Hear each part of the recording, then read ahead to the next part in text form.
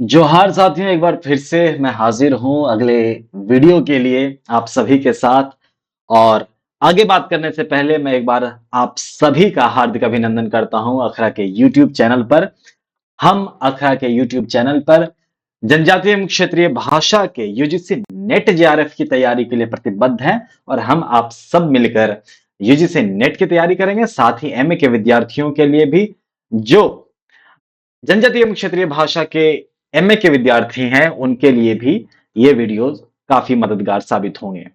आप लोगों का रिस्पांस थोड़ा स्लो है लेकिन अच्छा है शुरुआत करने के लिए। लेकिन हाँ, ये बात अवश्य अवश्य है कि जैसे जैसे आपका रिस्पांस बढ़ेगा मेरे वीडियोस भी आपके लिए जल्दी जल्दी आएंगे।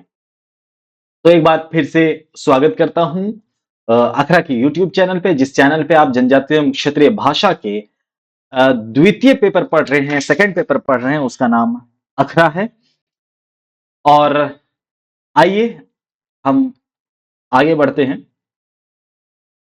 कुछ हो गया क्या? हाँ, आगे बढ़ते हैं। अब तक हमने पढ़ लिया एथनोग्राफी, जिसको आप नृलेखन कहेंगे, और हमने थोड़ा पढ़ लिया है एथनोलॉजी। एथनोलॉजी और एथनोग्राफी में मुझे पूरा विश्वास है कि पहला वीडियो देखने के बाद आप इन दोनों में फर्क साफ साफ बता पाएंगे, इन दोनों में क्या अंतर है वो भी बता पाएंगे। एथनोग्राफी किसी एक समुदाय विशेष की संपूर्ण संस्कृति या उसके व्यवहार का अध्ययन क्या कहलाता है? एथनोग्राफी कहलाता है। और विभिन्न समुदायों के संस्कृति या उसके व्यवहार के बीच में तुलनात्मक अध्ययन जो होता है वो एथनोलॉजी कहलाता है या नृजाति विज्ञान कहलाता है। यहां तक हमने पढ़ लिया था और ये बेसिक है। जो पहला वीडियो आप लोगों को दिया गया था, यदि वो देखते हैं बहुत सारे कॉन्सेप्ट क्लियर होंगे। और अब कॉन्सेप्ट क्लियर करने वाली जो चीज थी वो पहले ही वीडियो में थी। अब इसके आगे सिर्फ कॉन्सेप्ट बिल्डिंग का काम होगा। कॉन्सेप्ट क्लैरिटी का जो काम था वो पहले हो चुका है। तो आइए हम लोग आज शुरू करते हैं। मैं पीडीएफ खोल लेता हूं। हाँ, तो एक जब आप सिलेबस देखेंगे तो सिलेबस में है कि नृजाति विज्ञान के स्वरूप, विज्ञान के स्वरूप इंग्लिश में है ethnology definition and its structure. तो उसी पर बात करेंगे हम लोग आज। इसके स्वरूप पर बात करेंगे कि नृजाति विज्ञान के स्वरूप पर बात करेंगे। नृजाति विज्ञान के स्वरूप। हम तो ये जान गए कि नृजाति विज्ञान है वो विभिन्न समुदायों के बीच का तुलनात्मक अध्ययन है। और ये किस तरीके से संचालित होता है, ये अध्ययन जो है, ये पढ़ाई जो है विभिन्न जातियों की, विभिन्न समुदाय का, वो किस तरीके से संचालित होता है, इसको देखेंगे हम लोग आज। उसी को हम लोग नृजाति विज्ञान के स्वरूप के अंतर्गत पढ़ेंगे और उसको नृजाति विज्ञान के स्वरूप ही कहेंगे। तो पहला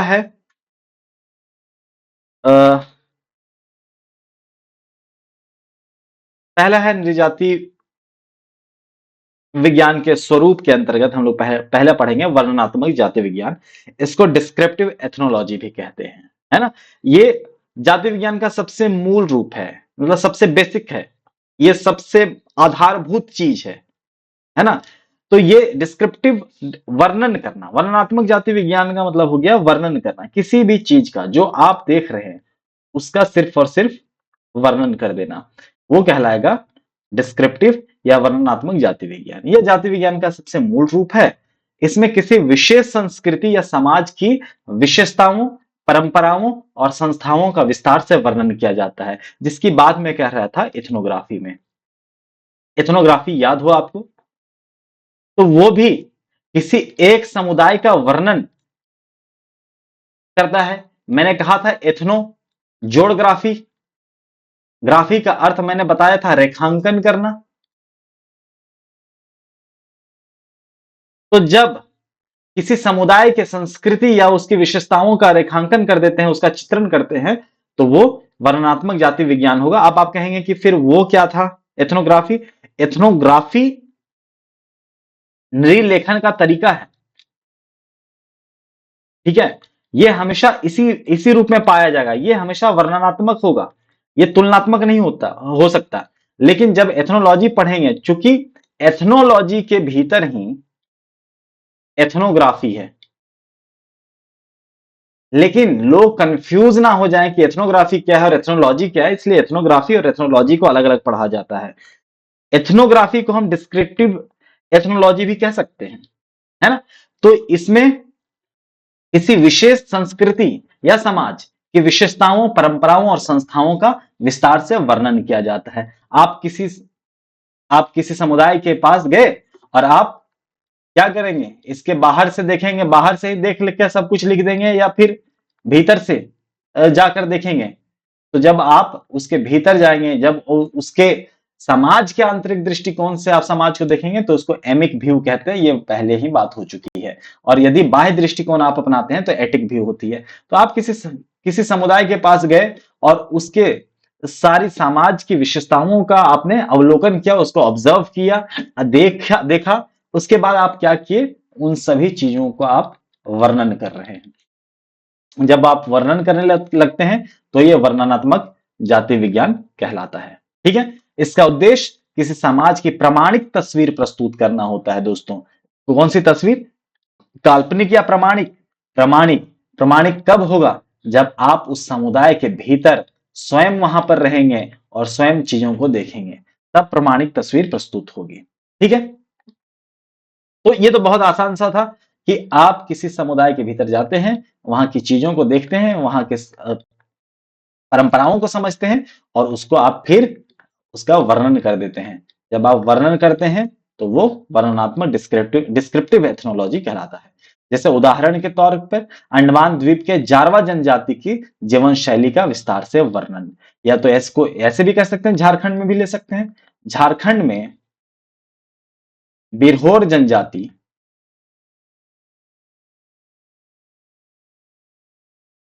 की जीवन शैली का विस्तार से वर्णन करेंगे। हम गए बिरहोर बिरहोर समुदाय के पास, ठीक है। सम्मान पूर्वक मैं वहां रहूं, उनके परंपराओं का आदर करूं, उनका जो जीवन शैली है उसका सम्मान करूं, किसी पूर्वाग्रह से मुक्त रहूं, और फिर वहां पर रहकर मैं उन सभी चीजों का, उनकी संस्कृतियों का, उनकी विशेषताओं का, उनकी परंपराओं का अवलोकन करूं, उसको ऑब्जर्व करूं और फिर मैं लिख दूं, तो क्या हो जाएगा? वो वही डिस्क्रिप्टिव एथनोलॉजी होगा। अरे हाँ या नहीं? ठीक है, आगे बढ़ते हैं दोस्तों। अ,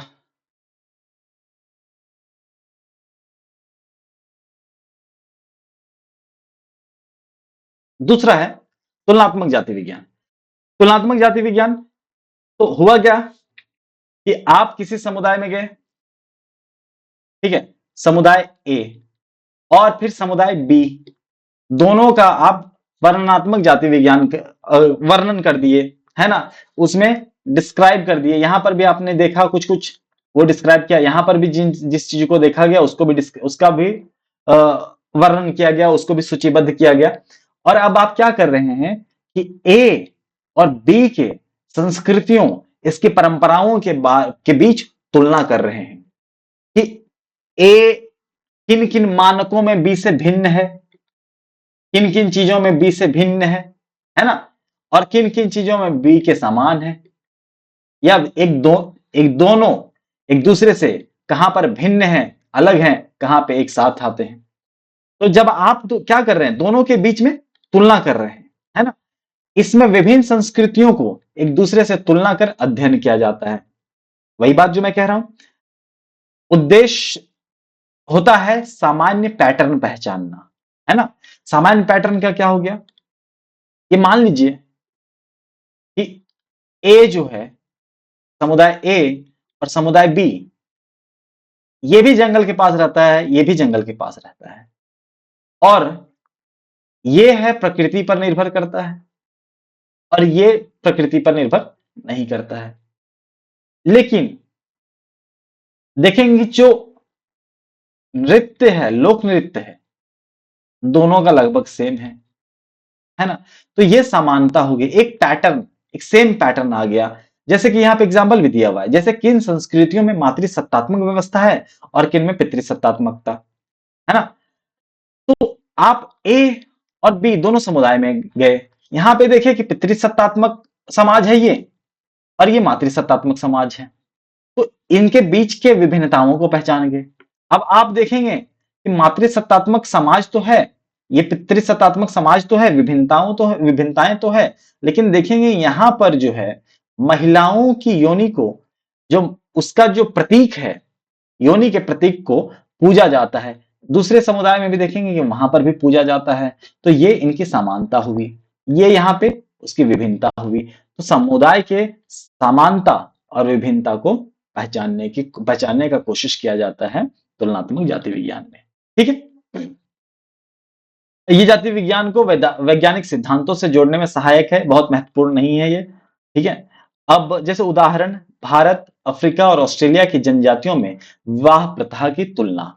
अब क्या हुआ कि भारत ले लिए यहां पे, अफ्रीका और ऑस्ट्रेलिया। अब इन तीनों के जनजातियों में जो विवाह प्रथा है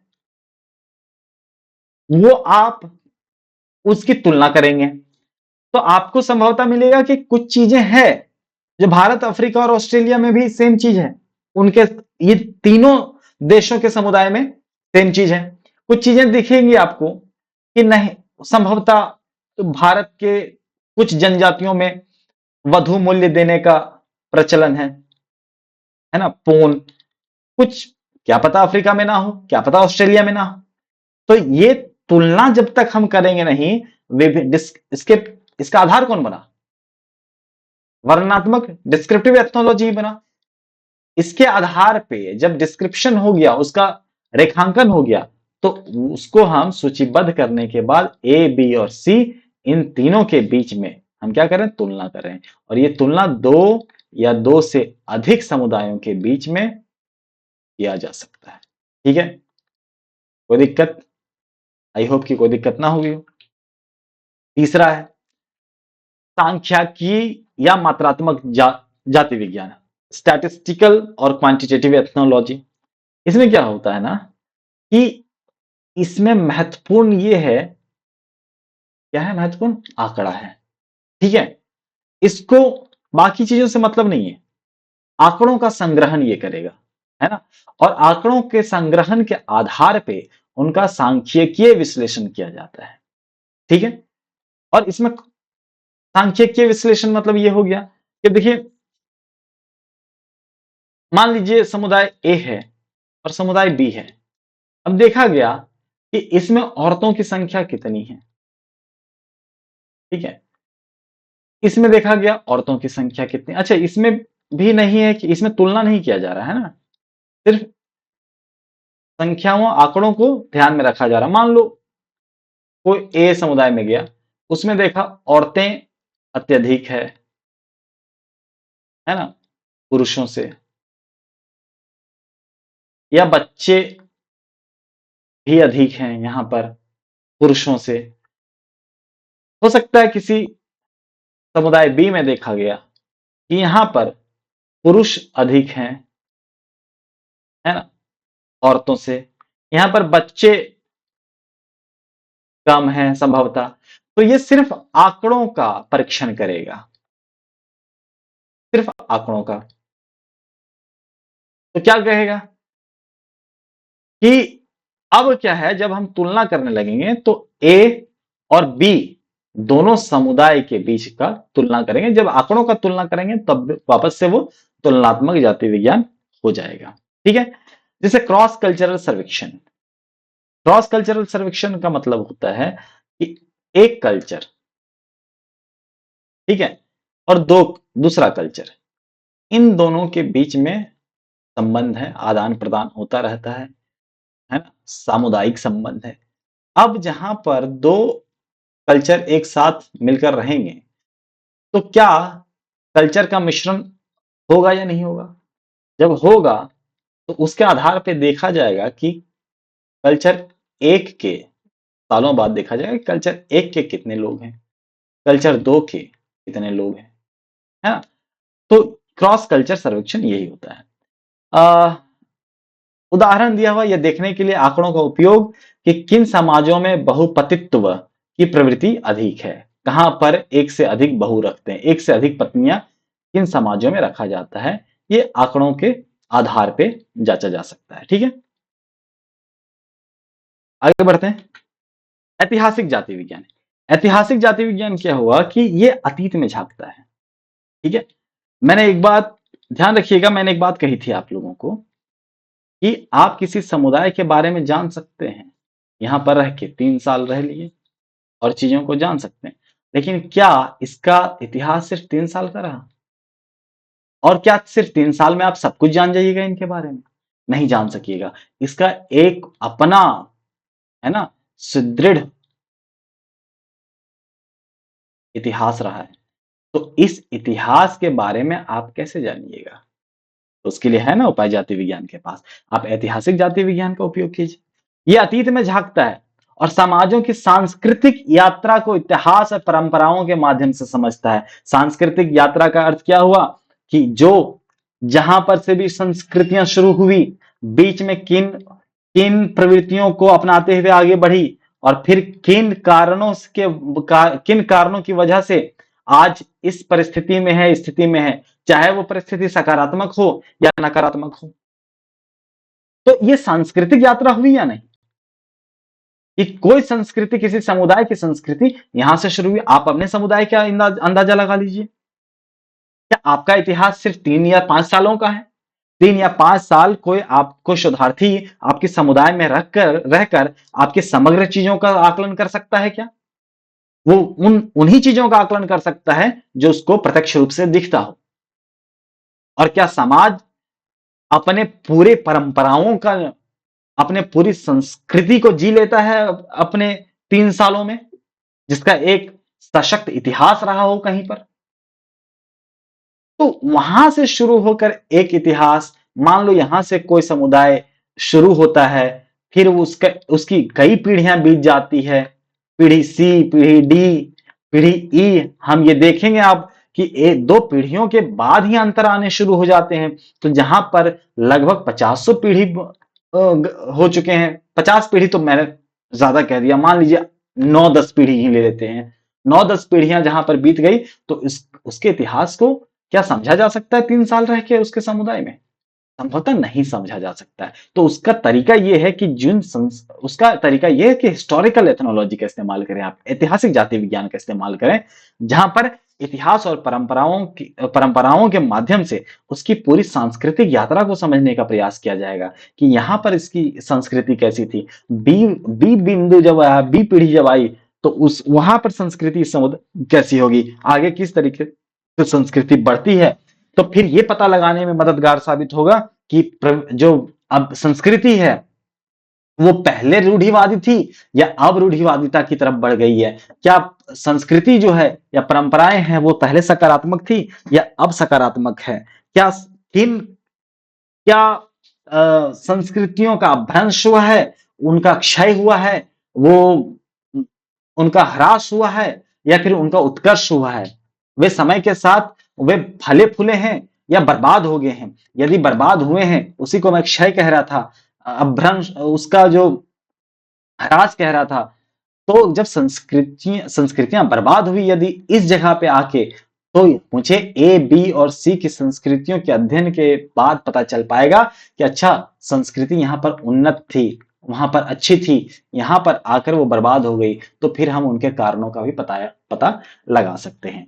यदि अच्छा हुआ है तो हम ये पता लगा सकते हैं कि अच्छा किन कारणों की वजह से अच्छा हुआ है और फिर इनकी दिशा क्या है। ठीक है, तो ये अतीत में झांकता है और समाजों की सांस्कृतिक यात्रा को इतिहास और परंपराओं के माध्यम से समझता है। इसमें ऐतिहासिक दस्तावेज, मान लो कुछ आपके याद है, आप अपने घर पे कभी दिवाली वगैरह की साफ सफाई करते हैं, तो आपको कुछ दादाजी का लिखा हुआ मिल जाता है या परदादा का कोई सामान मिल जाता है आपको। तो आप क्या, वो ऐतिहासिक दस्तावेज है या नहीं? भले वो लिखित नहीं है, अगर मान लीजिए कोई सामान मिल गया तो वो लिखित नहीं है, लेकिन है तो कि आपके परदादा इस तरह की चीजें इस्तेमाल करते थे, है ना? अभी भी आप देखिएगा, अपने गांव में जाइएगा, हमारे पास तो अब अलमीरा आने लगा है ना? Single door, double door. लेकिन आप अपने गांव में जाइएगा तो देखिएगा कि संदूक होता था पहले, है ना? अभी भी कई लोगों के घर में होगा, संदूक होता था लकड़ी का। अब लकड़ियों का संदूक इस्तेमाल में नहीं लाया जाने लगा। तो क्या ये सांस्कृतिक यात्रा हुई या नहीं, कि पहले लकड़ी के संदूक हुआ करते थे और फिर बाद में टीन के आ गए, और अब संदूक जैसी कोई चीज मूलतः तो नहीं देखी जाती है, ज्यादातर नहीं देखी जाती, और अब अलमीरा आ गया उसकी जगह, है ना? तो ये क्या हुआ? हमारी चीजों का, जो हम जिन चीजों का इस्तेमाल करते हैं, उससे हमारी संस्कृति संस्कृति भी प्रदर्शित होती है या नहीं होती है? ठीक है। तो ऐतिहासिक दस्तावेज या कुछ लिखित हो,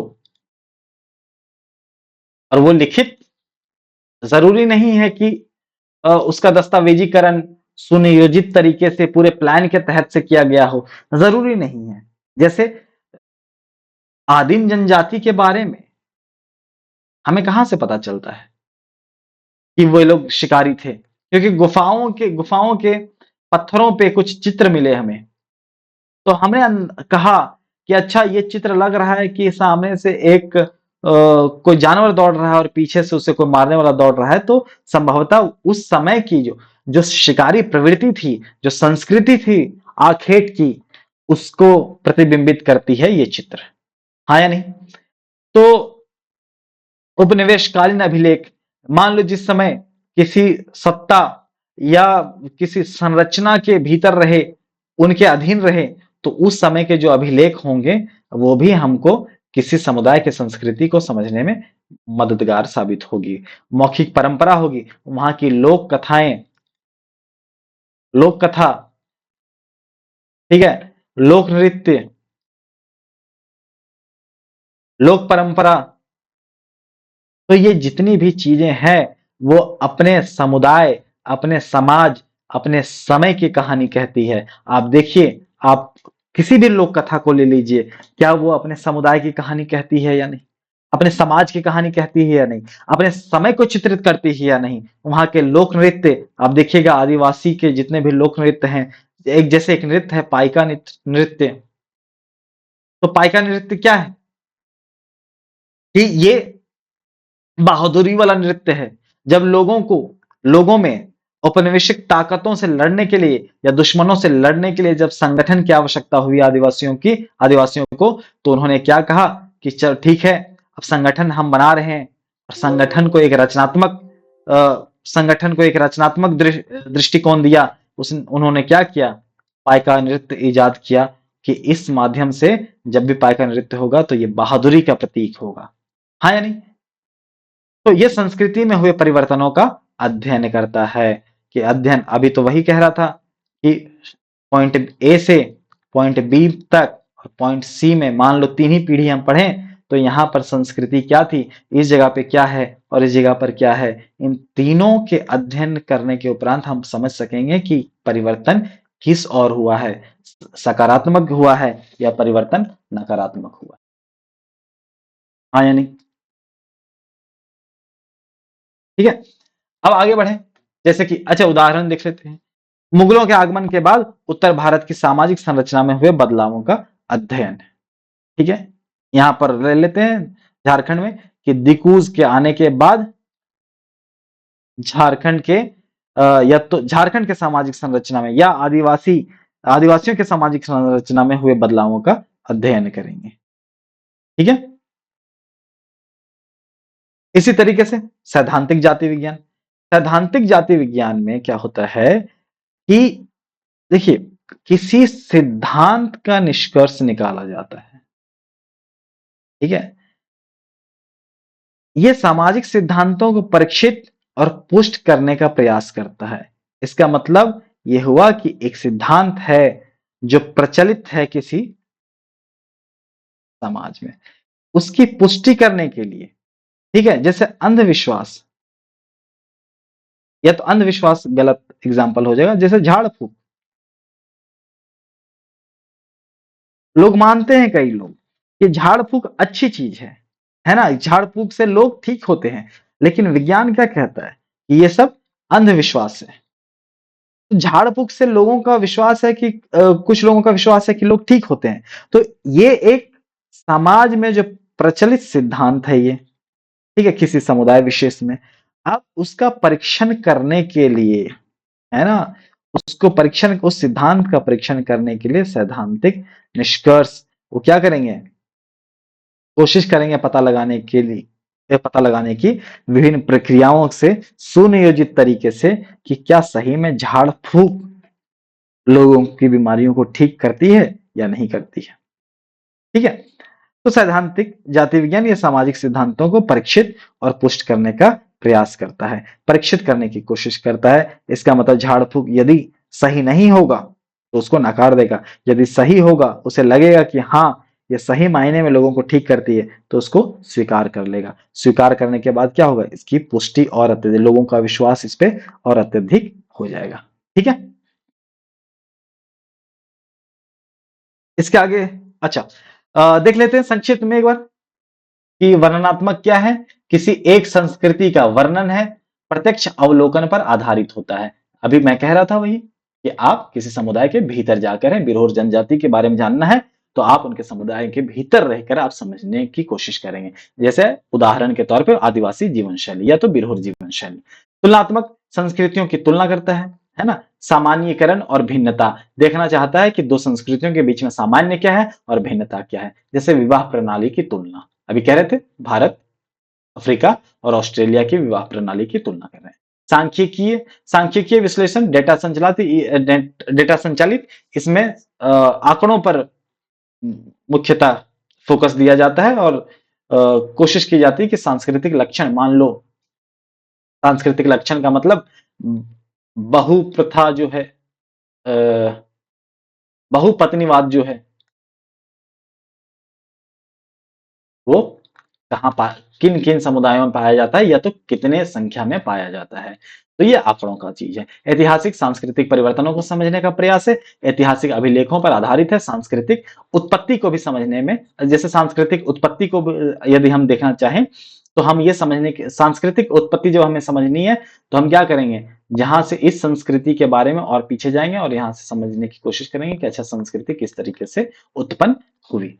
सिद्धांत निर्माण, किसी सिद्धांत की पुष्टि या किसी सिद्धांत को नकारने के लिए सैद्धांतिक परीक्षण किया जाता है। सैद्धांतिक इंद्रिय जाति विज्ञान कहेंगे उसको। और ये विवेचनात्मक होता है, मतलब विवेचना करता है कि क्या ये सही है या नहीं है। ठीक है। तो फिलहाल इस नोट्स में जो अवेलेबल थे वो खत्म हो गए हैं, और कुछ कुछ और चीजें हैं जो लोग इस्तेमाल करते हैं इसी में अध्ययन में, जैसे कि एक होता है भाषाई अध्ययन, कहते हैं लोग, भाषाई अध्ययन, लिंग्विस्टिक स्टडी या लिंग्विस्टिक एथनोलॉजी भी कह सकते हैं इसको। स्टडी हटा ही दीजिए, एथनोलॉजी कहिए। लिंग्विस्टिक एथनोलॉजी ये हुआ कि विभिन्न समुदायों में चल रहे या तो इस्तेमाल में की लाए जा रहे भाषाओं का अध्ययन है। तो अध्ययन है, अगर मैं उसके बीच का तुलना नहीं है, सिर्फ अध्ययन है। ठीक है। यदि मैं समुदाय ए के भाषा के यहाँ पर देखूं, यहाँ पर मुंडारी बोला जाता है, तो इस समुदाय की बात हुई। बी में मैं देखूं, यहाँ पे खोरठा बोला जाता है, या यहाँ सी में देखूं, यहाँ संथाली बोला जाता है, बोली जाती है, सॉरी दोस्तों, बोली जाती है। ठीक है, भाषा। और यहाँ पे कहीं देखूं डी में, तो यहाँ पे पंच परगनिया। ठीक है। इसका सिर्फ वर्णन है इनकी, लेकिन केंद्र में क्या है, भाषा। जहां पर भाषाई अध्ययन होगा वहां पर सिर्फ भाषा केंद्र में होगी। ठीक है। लेकिन जब मैं ए का बी से की तुलना बी से करने लगूं, बी की तुलना सी से, या तो आपस में तुलना करूं, तो फिर वापस से तुलनात्मक जाति विज्ञान का रूप ले लेगा। ठीक है। एक और लोग कहते हैं कि साहित्यिक अध्ययन, साहित्यिक अध्ययन का अर्थ यह हुआ, साहित्यिक अध्ययन,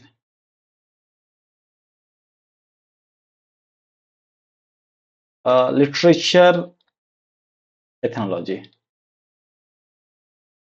ठीक है। साहित्यिक अध्ययन का मतलब ये हुआ कि इस समुदाय ए के साहित्य पर जो एथनोलॉजी जो होगा, जो हमारा अध्ययन होगा, किसी शोधार्थी का होगा जो अध्ययन, वो सिर्फ और सिर्फ इस समुदाय के साहित्य पर केंद्रित होगा। ठीक है, साहित्य पर केंद्रित होगा तो हम मुझे इसकी लोक साहित्य के बारे में पता चलेगा, इस समुदाय के साहित्य के बारे में, इसके नृत्य के बारे में पता चलेगा। यदि नृत्य को भी हम शामिल कर रहे हैं तो इनकी कथाओं के बारे में पता चलेगा, इनकी किंवदंतियां के बारे में पता चलेगा, किंवदंतियों के बारे में पता चलेगी मुझे। साथ में ही इनकी कहानियों के बारे में पता चलेगी, इनके मुहावरों के बारे में पता चलेगी। मतलब जो प्रकीर्ण और शिष्ट साहित्य है ना, प्रकीर्ण और शिष्ट साहित्य है किसी समुदाय या किसी जनजाति की, तो उसके बारे में, उसके सिर्फ साहित्य पर यदि हम अपने अध्ययन को केंद्रित रखेंगे तो उसको कहेंगे साहित्यिक अध्ययन। ठीक है। और तो सारी बातें हो चुकी है अध्ययन के बारे में।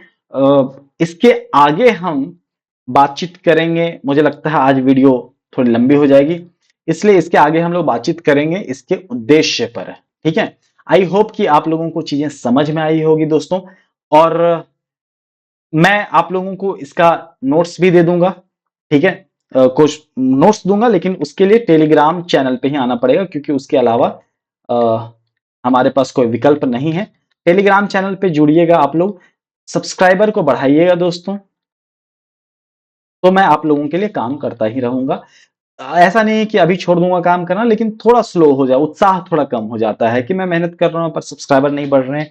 और अब आप लोगों के पास समय भी कम है, क्योंकि नोटिफिकेशन आउट हो चुका है यूजीसी नेट का। तो अभी कोशिश कीजिए कि सब्सक्राइबर बढ़ाइए, ताकि मैं अभी जो 4-4 5-5 दिनों में एक वीडियो डाल रहा हूं, वो मैं हर दूसरे या तीसरे दिन मैं वीडियो डाल दूं। ठीक है।